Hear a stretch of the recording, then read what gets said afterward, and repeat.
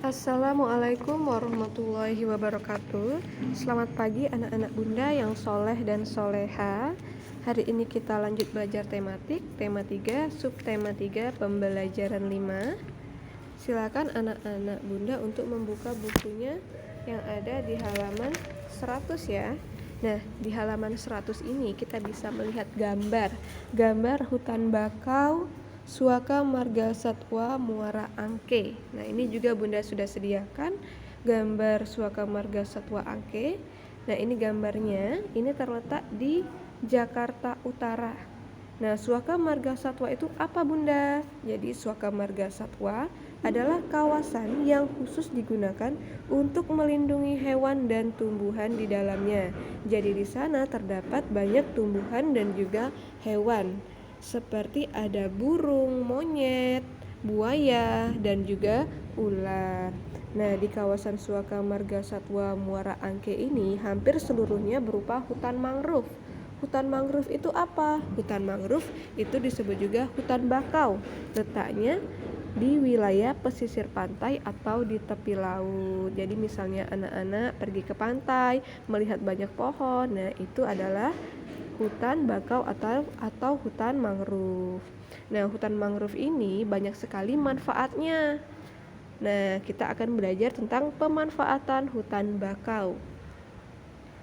Ini ada 5 manfaat hutan bakau. Yang pertama itu hutan bakau dapat mencegah abrasi. Hutan bakau dapat mencegah abrasi. Abrasi adalah pengikisan pantai oleh gelombang air laut.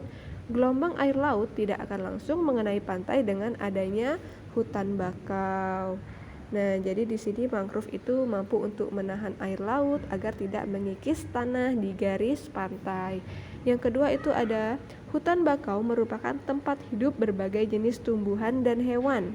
Hutan bakau merupakan kawasan yang tergenangi air laut, sehingga menjadi tempat hidup bagi ikan, kepiting, dan udang. Selain itu, hutan bakau juga menjadi tempat hidup bagi burung, monyet, buaya, dan ular. Jadi di sana banyak sekali jenis tumbuhan dan hewan yang hidup. Jadi kita itu harus melindungi daerah tersebut karena banyak ekosistem yang ada di sana. Yang ketiga itu hutan bakau dapat menjadi lokasi ekowisata. Apa itu ekowisata? Ekowisata adalah kegiatan wisata yang berwawasan lingkungan dan perjalanannya mendukung upaya pelestarian lingkungan atau alam. Jadi wisatanya itu berhubungan dengan alam ya.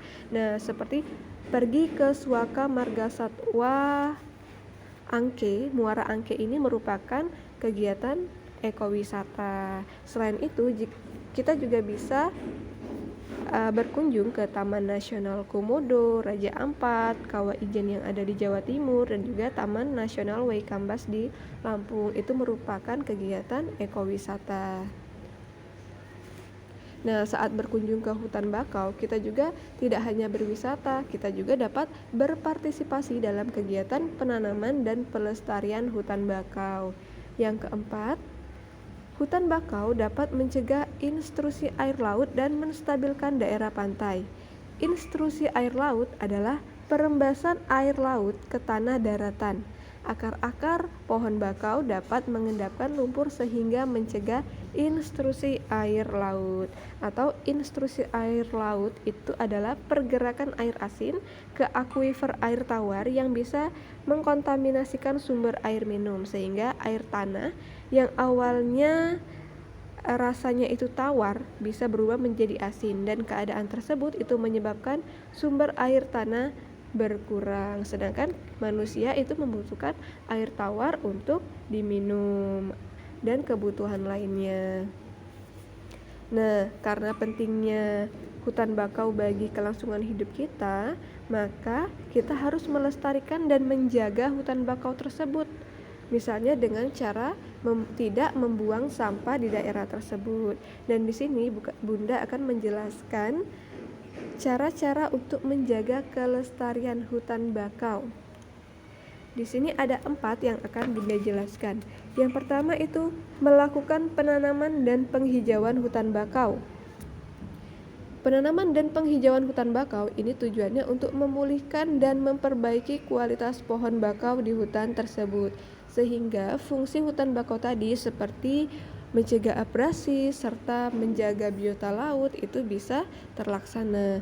Dan yang kedua, caranya yaitu mengatur kembali tata ruang wilayah pesisir.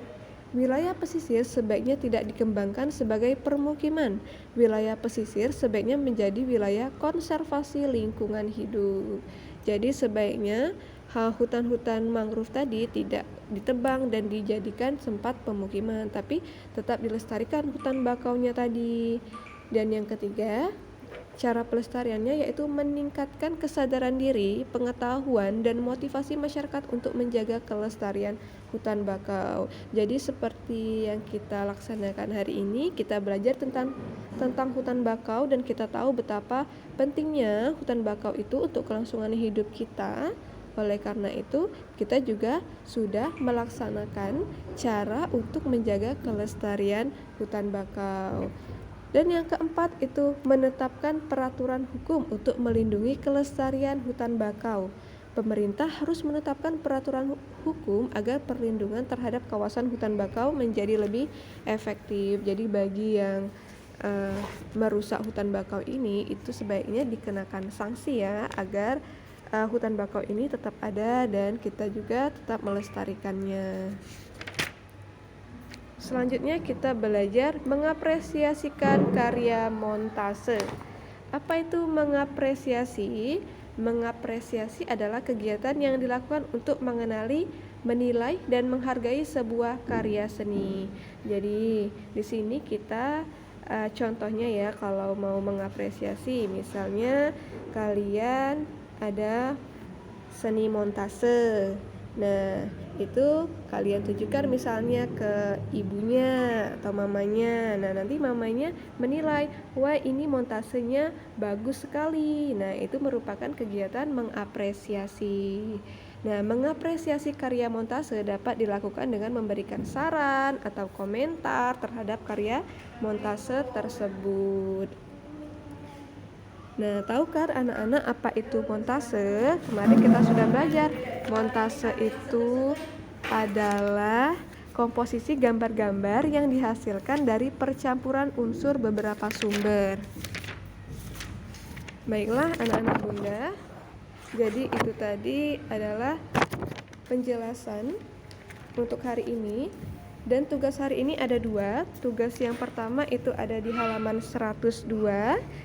Ada 4 soal, aku bisa, nomor 1-4, dan tugas 2-nya ada di halaman 103, bagaimana seharusnya.